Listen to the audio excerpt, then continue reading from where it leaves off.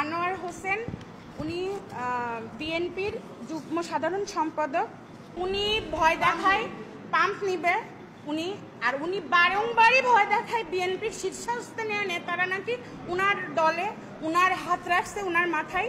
বিএনপির শীর্ষস্থানীয় লোকেরা ওনাকে আদর করে, যত্ন করে। উনি হচ্ছে সবার চোখের মণি। উনি আমাদের লোকের কাছে ফেস করে বেড়ায় এই জিনিসটা, যে বিএনপি শীর্ষস্থানীয় নেতারা উনার মাথায় হাত রাখে বলেই উনার এই সাহসে উনি এইগুলো করে।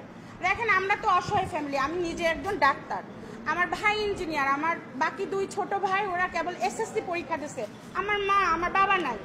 তো আমি আমার প্রফেশনটাই বসতে পারতেছি না ওনার এই হয়রানির কারণে। তারপরে বারংবার আমরা হুমকির শিকার, রাস্তায় বেরোতে পারি না, পাম্পে যেতে পারি না নিজের। তো আমি কি এইগুলোই করে বেড়াবো? আমি কেন স্থানীয় বিএনপির মানে কোণঠাসা হয়ে থাকবো? কেন আমার কোণঠাসা হয়ে থাকা লাগবে?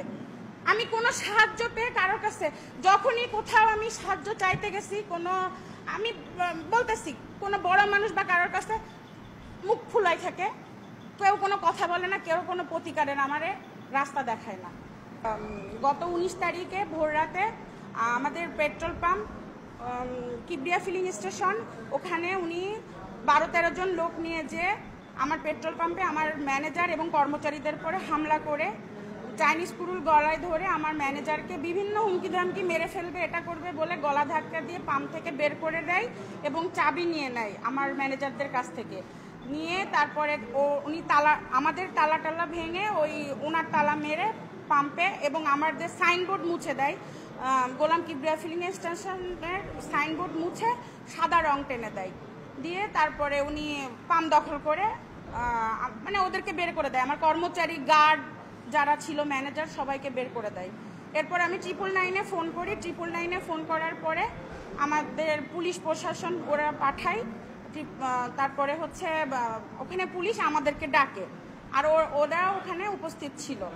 ডাকার পরে এবার তখন ফাঁড়িতে, মানে বাগাচারার যে ফাঁড়ি, ওখানে আমাকে নিয়ে যায়, আমাদেরকে এবং ওনাদেরকেও ডাকে যে আপনাদের কি কি ডকুমেন্টস আছে দেখান।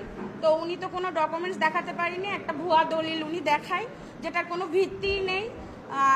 আর হচ্ছে আমি আমার বিপিসির অনুমোদন, ডিলারশিপ, এভরিথিং আমার পাম্পের, গোলাম কিবরিয়া ফিলিং স্টেশনের যত কিছু আছে সব কিছু দেখায়।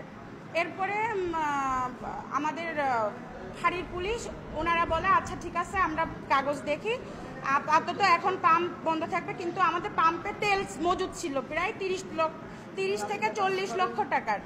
তারপরে আমরা ওনার কাছে বলি যে পাম্পে তো তেল আছে, তো এখন আমরা কি করতে পারি? তখন পুলিশ বলে যে পাম্পটা তাহলে এক কাজ করেন, আপনাদের একটা লোক আমরা দিচ্ছি, আমাদের থাকবে। তারপর যখন আমরা বাসায় আসতে যাব, তখন ওরা আমাদেরকে ফাঁড়ির গেটের সামনে 100 জন নিয়ে আমার মা এবং আমাকে অকথ্য ভাষায় গালিগালাজ এবং আমাকে মারবে বলে রেডি ছিল 100 জন, মানে বেরিয়ে হতে পারি না গাড়িতে নিয়ে। তারপরে আমরা পুলিশ জানে, ওসি সাহেব জানলো, মানে আমি বিভিন্ন মানুষের কাছে হেল্প চাচ্ছি আর কি, যে আমি পুলিশ। তখন ওই বাগাচারা পুলিশে আমাদেরকে সাহায্য করে আমার বাড়ি পর্যন্ত ওনারা দিয়ে গেছে সেফলি।